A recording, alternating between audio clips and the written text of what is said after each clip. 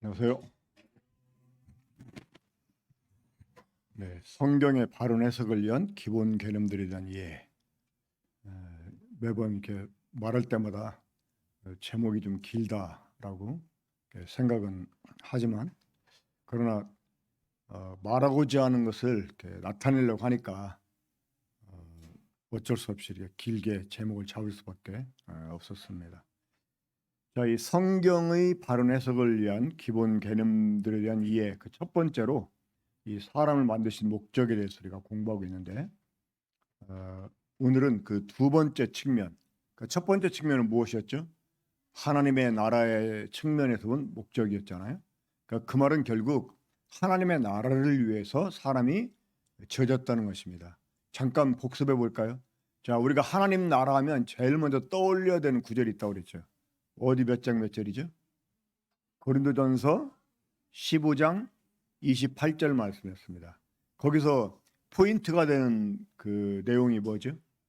하나님이 친히 만유의 주로서 만유 안에 계시려 하십니다. 이게 이제 영어 성경으로 보면 all in all. 하나님이 만물 안에서 모든 것이 되시는 나라가 하나님의 나라거든요. 근데 이것을 하나님이 그렇게 이루길 원해도 쉽게 이룰 수가 없었어요. 왜? 만물이 하나님을 감당하지 못하니까. 하나님은 만물보다 크신 분이기 때문에 이 만물이 하나님을 감당하지 못해요. 그래서 하나님과 만물 사이를 이어줄 이 중보 도구가 필요했어요. 자, 그게 무엇이었습니까? 그게 바로 사람이었어요. 그래 하나님께서 사람을 창조할 때 어떻게 창조하십니까? 땅의 흙으로 또 하나님의 생명의 숨으로.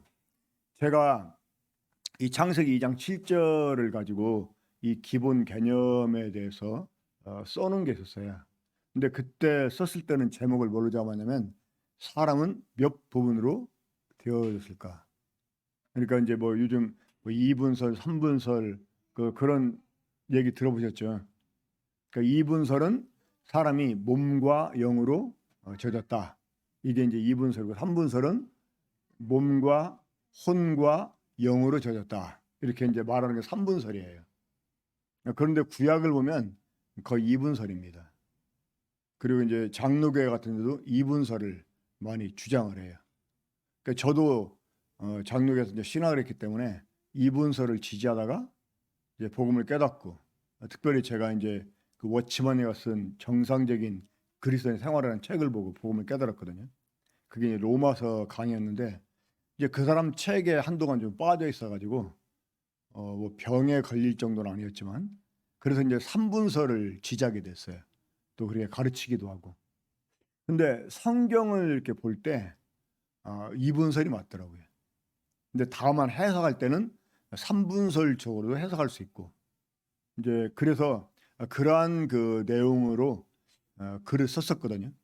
사람이 몇 부분으로 되어졌는가. 근데 사실은 제가 그 창세기 2장 7절을 통해서 쓰고자 했던 것은 그런 내용이 아니었어요. 그런 내용이 아니고 그 이제 범죄하게 됨으로 사람이 육으로 전락하고 그런 이제 하나님의 생명을 갖게 되면 사람이 영이 되고 하는 이제 그런 부분을 다루고 싶었었는데 제가 의도한 대로 이제 글이 써지지 않았어요. 그래가지고 이제 그 부분을 삭제하고 새로 이 창세기 2장 7절을 가지고 글을 쓰려고 하는데 쓸 내용은 있는데 이게 제목을 잡기가 너무나 힘들었어요. 근데 지난주 수요일 날그 말씀 교제하다가 그 주제를 이게 떠올리기 주제를 잡을 수가 있었어요. 사람 땅의 흙으로 하나님의 생명의 숨으로 이렇게. 자, 이 땅의 흙으로 젖었다는 것은 사람이 만물의 일부였다는 거죠. 그렇죠? 근데 하나님의 생명의 숨으로 또 지어졌다는 것은 사람이 하나님의 어떤 속성을 가지고 있다고 하는 거예요. 그러니까 사람은 하나님과 만물 이 두 가지 속성을 가지고 만들어진 거예요. 왜냐하면 이 하나님과 만물을 이어줄 중보 도구로 하나님이 삼기 위해서 사람을 만들었기 때문에. 그러니까 이제 하나님 나라를 위해서 만들었다는 것이 바로 이러한 그 내용 때문입니다. 자, 두 번째는 영생의 측면에서 본 목적인데, 이 말도 역시 하나님이 사람을 영생을 위해서 만들었다, 이렇게 말할 수가 있습니다. 자, 그 영생의 측면에서 본 사람의 목적이 무엇인지를 알려면 이 영생 자체가 무엇인지 더 알아야 됩니다. 적어도 우리 군포 중북교회 형제 자매님들은 영생 그러면 그 영생을 시간적인 개념으로 생각하지 않을 거예요. 그러니까 일반적으로 많은 사람들이 영생이 무엇입니까? 라고 물어보면 뭐라고 대답해요? 영원한 생명이요. 영원한 생명이 무엇입니까? 그러면 죽지 않고 영원히 사는 거라고 이렇게 대답을 해요. 그러니까 그 사람들이 가지고 있는 영생에 대한 개념은 시간적인 개념이에요. 그렇죠? 그러니까 죽지 않고 영원히 사는 거. 근데 영생은 그런 게 아니죠. 자, 우리가 영생하면 영생은 한마디로 무엇이다? 라고 대답해야 됩니까? 영생은 곧 하나님의 생명이다. 이 하나님의 생명이 바로 영생이에요. 근데 요한복음 17장 3절을 보면 예수님께서 영생을 이렇게 정의하세요. 자, 요한복음 17장 3절 어떤 말씀이죠? 함께 읽어보죠. 내용 외에 있는 거 시작. 영생은 곧 유일하신 참 하나님과 그의 보내신 자 예수 그리스도를 아는 것이니이다. 자, 영생을 아는 것이라고 말씀하셨어요. 자, 이 말씀을 어떤 사람들은 이렇게 오해하더라고요. 우리가 영생 얻으려면 예수를 믿어야 되는데 예수를 믿어도 알고 믿어야지 모르고 믿으면 안 된다. 그래서 영생은 우리가 예수님을 알고 믿어야 받는다. 네, 이런 의미라고 이 요한복음 10장 3절을 잘못 이해하는 사람들이 있더라고요. 그런데 이것은 영생을 얻는 방법을 말씀해 주는 게 아니고 영생 자체가 뭐냐? 그 영생에 대한 개념을 우리에게 말씀해 주는 거예요. 그러니까 영생이 뭐라고요? 아는 것이다. 아는 거. 자, 어떻게 아는 거예요? 이 경험을 통해서. 그러니까 헬라어에 안다는 단어가 몇 가지가 있는데 그중에 이제 대표가 되는 단어 두 가지가 있다고 그랬죠. 자, 첫 번째 단어가 무엇입니까? 그러니까 전달된 정보를 통해서 알게 된 이 암. 자, 그게 뭡니까? 헬라어로? 에이도. 예, 에이도. 우리 자매님들이 공부를 많이 하셔가지고 기억을 하시네요. 에이도. 이 에이도는 전달된 정보로 알게 된 의미예요. 그러니까 그 정보가 올바르면 그 암도 올바라요. 자, 이 에이도라는 말이 성경에 어디에 기록되냐면 요한 1서 5장 13절에 기록이 됩니다. 사도 요한이 요한 1서를 쓴 이유를 이렇게 말씀해 주세요. 내가 이것을 너에게 쓰면 내가 하나님의 아들의 이름을 믿는 너에게 이것 쓰면 너에게 영생이 있음을 알게 합니다. 그러니까 하나님의 아들의 이름을 믿는 사람들은 영생을 가지고 있다. 이거를 알게 해주려고 이 요한일서를 썼다는 거예요. 거기서 이 안다는 말이 에이도입니다.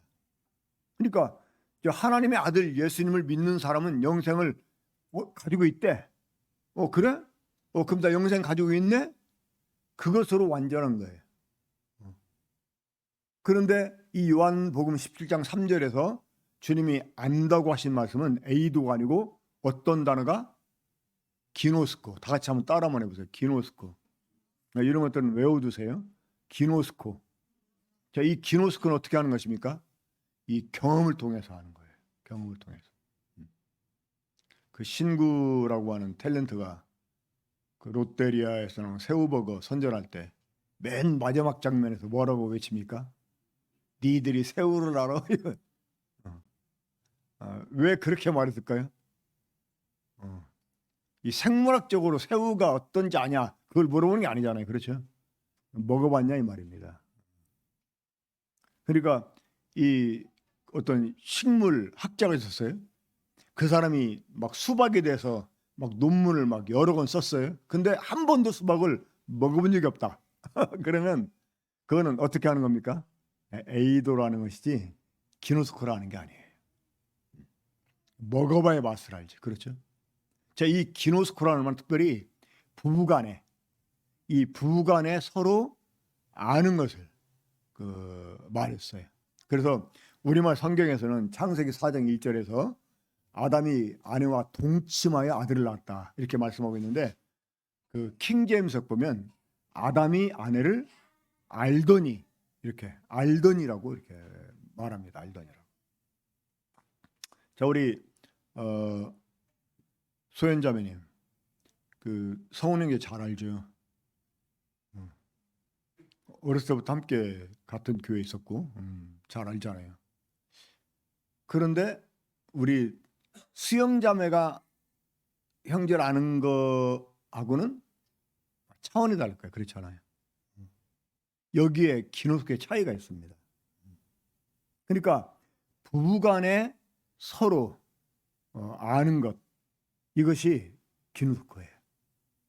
자, 그럼 우리가 이 기노스코의 의미를 가지고 요한복음 17장 3절 한번 다시 한번 잘 읽어봅시다. 영생은 곧 유일하신 참 하나님과 그가 보내신 자 예수 그리스도를 기노스코하는 것이다. 하나님을 기노스코하는 것, 예수 그리스도를 기노스코하는 것, 이것이 바로 영생이라고 하는 거예요. 그래서 이 하나님을 안다고 말할 때 이 말을 다른 말로 하면 하나님과의 사귑이다 라고 말할 수가 있다고 하는 거예요. 제가 이 영생에 대한 말씀을 할 때, 그리고 이 기노스코를 설명할 때, 이 구상이라는 그 시인이 결혼에 대해서 정의한 말 종종 하잖아요. 기억하세요? 자, 그게 어떤 말이죠? 결혼이란 아름다운 오해로 시작을 해서 참담한 이해에 도달하는 것이다.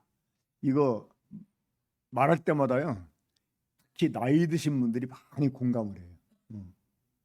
원래 이 부부가 진짜 막 찐 사랑을 한다면 관계가 더 깊어지고 좋아져야 돼요. 그렇죠? 근데 왜 그 아름다운 오해로 시작을 해가지고 참담한 이해에 도달하는 이런 그 결과를 낳을까요? 그건 부부간에 깊은 사귐이 없어서 그래요. 그냥 한 집에 사는 동거인이지, 그렇죠? 근데 그러다 보니까 이 남편이라는 말이 어떤 뜻으로 사용이 됩니까? 남의 편, 이렇게. 그러니까 한 지붕 안에서 살고 뭐 한 침대에서 자고 한 이불을 덮고 자긴 하는데, 그것도 이제 좀 지나면 아예 따로 자, 각방 써 이제. 근데 왜 그런 일이 생겨나냐면 부부간에 깊은 사랑의 사귐이 없기 때문에 그래요. 자, 우리가 어떻게 하나님과 관계를 맺게 됐습니까? 우리가 예수님을 믿음으로 하나님과 관계를 맺게 됐어요. 자, 그렇게 해서 영생을 얻게 됐잖아요. 이 영생을 얻음으로 인해서 우리가 이 하나님 관계를 맺게 됐어요. 근데 그 하나님과 관계를 맺은 것으로 끝나는 게 아니고 이 하나님과 계속 깊은 사귐을 통해서 우리가 하나님을 알아가는 거예요. 그게 영생이라고 하는 거예요. 그러니까 영생은 뭐냐? 하나님과의 관계 속에서 하나님과 깊은 사귐을 갖고 하나님을 알아가는 것. 그러니까 어떻게 보면 더불어 사는 것이 정말 영생이다라고 말할 수가 있다고 하는 거예요. 그러니까 예수님께서는 우리들에게 영생을 얻게 하려고 오셨어요. 그렇죠? 근데 이제 그 영생을 얻은 사람은 어떻게 살게 되느냐? 이 하나님과 사귐 속에서 살게 된다고 하는 것입니다. 그 요한복음 17장을 보면, 요한복음 17장 어떤 그 말씀이 기록됐냐면, 우리 주님이 최후의 만찬을 나누시고 이제 겟세마네 동산으로 기도하러 가시기 전에 기도를 하세요. 근데 제자들이 들을 수 있게 소리를 내서 기도하세요. 그 기도의 내용이 바로 요한복음 10장에 기록이 된 거예요. 근데 주님은 그 기도를 통해서 영생이 무엇인지를 아주 일목요연하게 말씀해 줍니다.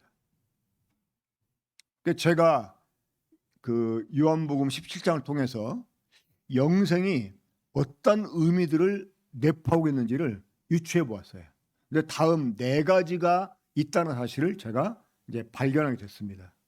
첫째는 이 생명으로서의 영생. 그러니까 이제 우리가 영생을 얻었다고 할 때 그 말은 이제 생명으로서의 영생을 의미하는 거예요. 그러니까 우리가 예수를 믿으면 하나님의 생명을 얻게 됐습니다. 그런데 자, 여러분 이 점을 우리가 생각해야 돼요. 뭐냐면 영생을 얻었다고 할 때 자, 그 영생을 한마디로 보다 하나님의 생명이라고 했잖아요. 근데 그 하나님의 생명 속에는 하나님의 모든 것이 다 포함되어 있다고 하는 거예요. 그러니까 하나님이 우리에게 하나님의 생명을 주셨다. 이 말은요, 하나님의 전체를 주셨다 하는 말과 똑같은 말입니다. 그래서 이 하나님의 생명을 얻은 사람 속에서 이제 어떤 일이 생겨날까요?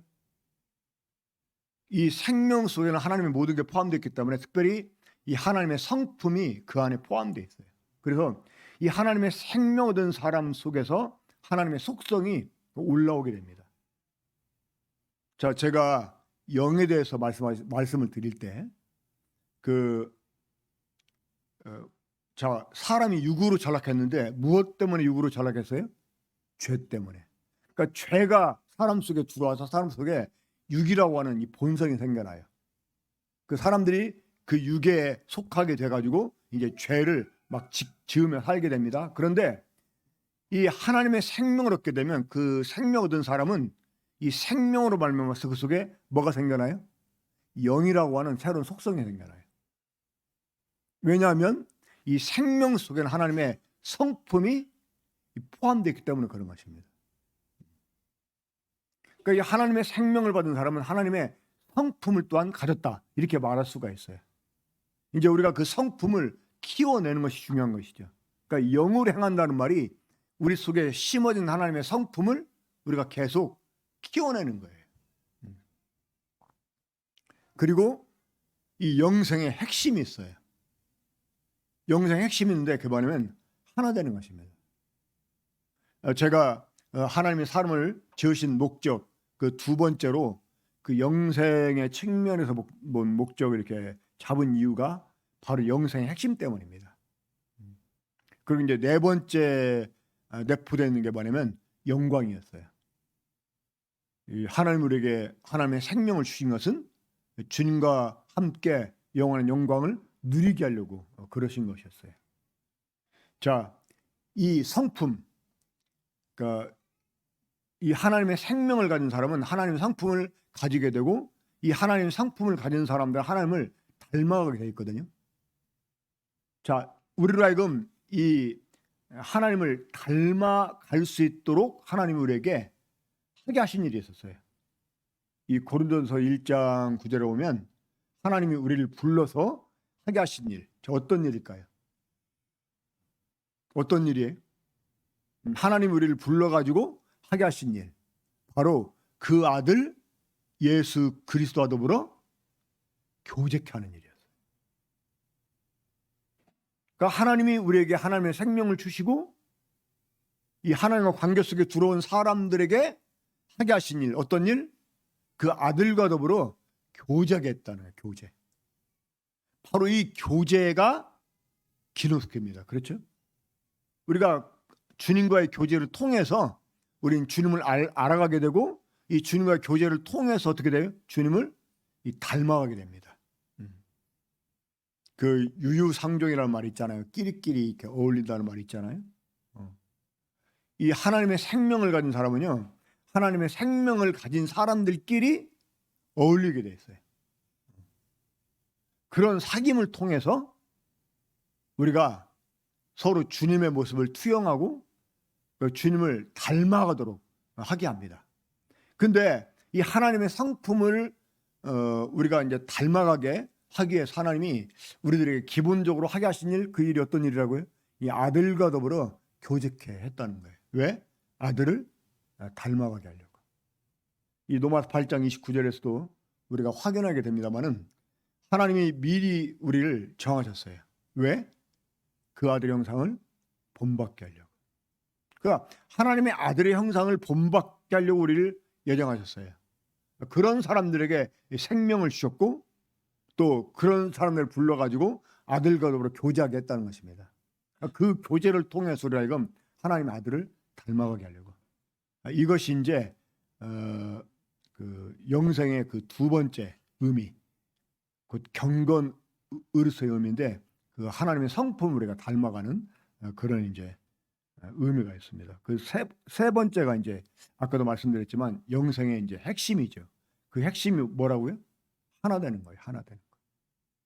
자, 오늘 이제 이 부분이 중점적인 이제 공부가 될 건데 시간이 많이 지났기 때문에 간단하게 말씀드리겠습니다.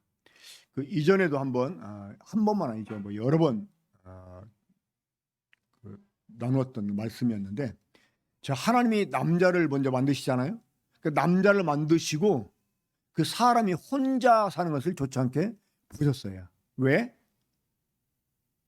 자, 하나님이 사람이 혼자 사는 것을 좋지 않게 보신 이유가 무엇 때문이었어요? 사람이 혼자 살게 되면 목적에 이르는데 지장이 있어. 그러니까 하나님이 사람을 지으신 목적이 있는데 사람이 혼자 살게 되면 그 목적에 이르는데 지장이 있게 돼요. 그래서 하나님이 어떻게 하셨어요? 돕는 배필을 만들어 주셨어요. 자, 무엇을 도우라고? 하나님이 사람을 창조하신 목적에 이룰 수 있게 도우라고. 그러면 하나님이 인간을 창조한 목적이 어디에 있었어요? 무엇이었어요? 하나님이 돕는 배필을 지어가지고 남자에게 데려오십니다. 그리고 남자에게 명령을 주세요. 어떤 명령을? 부모를 떠나 그 아내와 합하여 한 몸을 이룰지로다. 그러니까 돕는 배필을 만들어 가지고 와서 한 몸을 이루라 이렇게 말씀하시고 보면 하나님이 사람을 창조한 목적이 어디 있는지 우리가 짐작하게 됩니다. 그렇죠? 자, 하나님이 사람을 창조한 목적이 무엇이었어요? 하나 되는 것이었어요. 하나 되는 것. 누구와? 하나님과.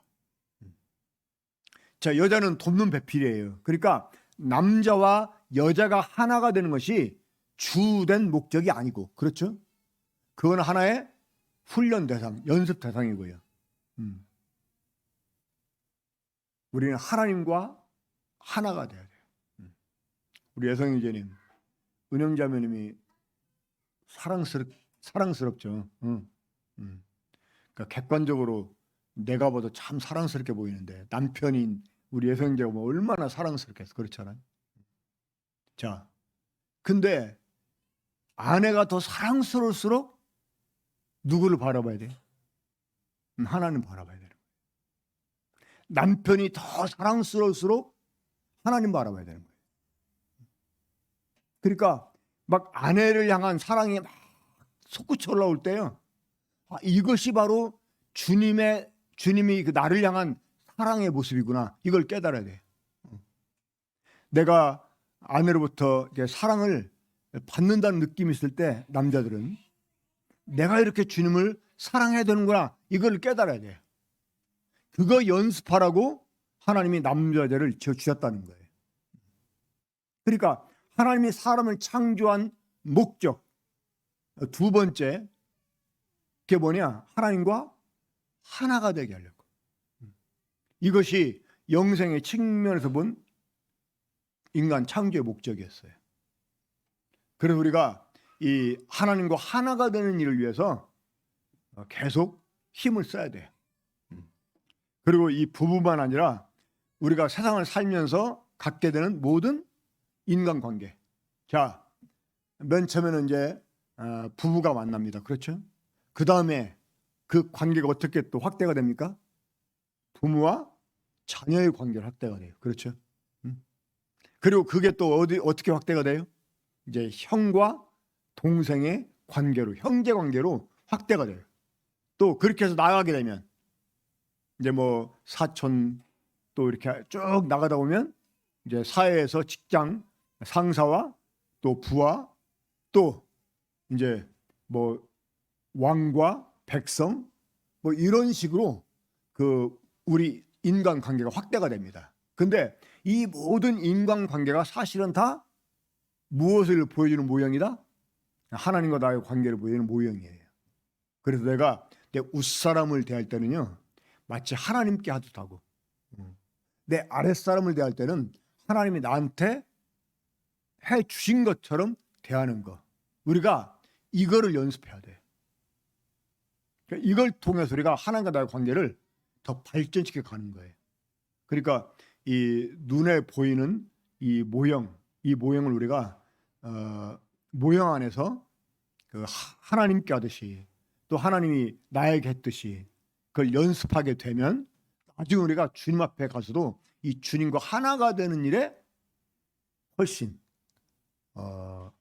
정말 그러니까 깊게 그 하나님 속에 우리가 들어갈 수 있게 되는 것입니다.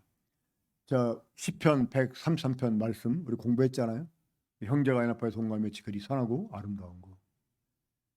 거기에서 하나님이 자 연합하고 동거한 그 세계 가운데 하나님이 주신 복이 있었어요. 그게 무엇이었습니까? 하나님이 거기에서 복을 명하세요.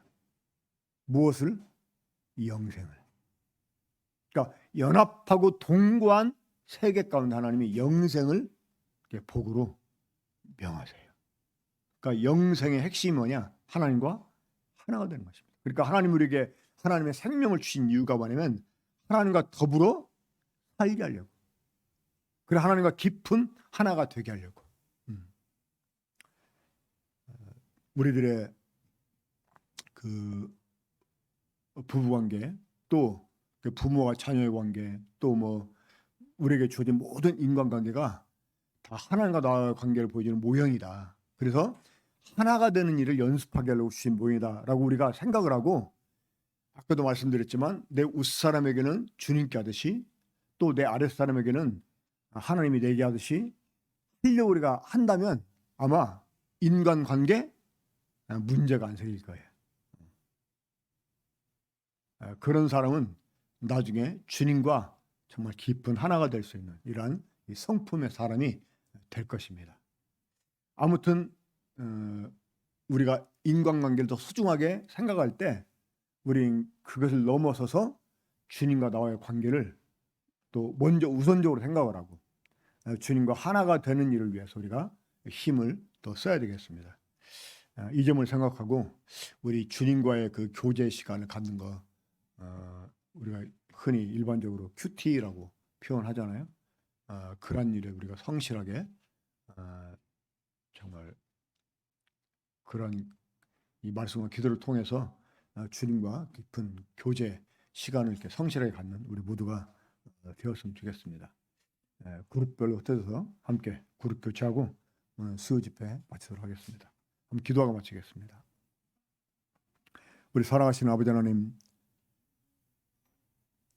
하나님과 관계 속에서 하나님과 깊은 하나가 되고 그래서 하나님께서 우리를 통해서 이루시기 원하는 그 일들을 마음껏 행하시도록 우리를 드리는 일을 위해서 주님 우리를 창조하셨다는 사실을 다시 한번 우리 마음속에 되새길 수 있게 하시니 감사를 드립니다.